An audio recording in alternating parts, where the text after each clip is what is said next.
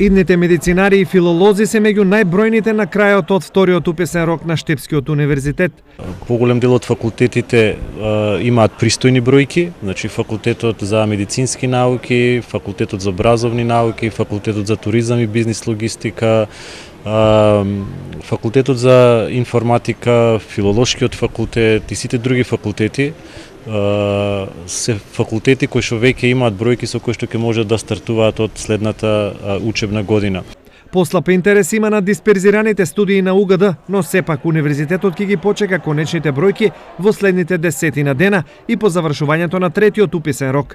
УГД ги повикува кандидатите кои не успеале да влезат во државна квота или се одбиени од факултетите кои имаат голема навала во Скопје да се запишат на кофинансирање, за кое Штипскиот универзитет ќе ги пролонгира роковите. Има се уште некои места во квотата за кофинансирање. Универзитетот ќе организира продолжување на уписите во текот на следната недела, почнувајќи од вторник. Ќе бидеме флексибилни за сите оние студенти кои што во следните 5 до 10 дена треба да достават дополнително некаква документација, се со цел да можат студентите од 15 септември да стартуваат успешно во својата нова студиска година.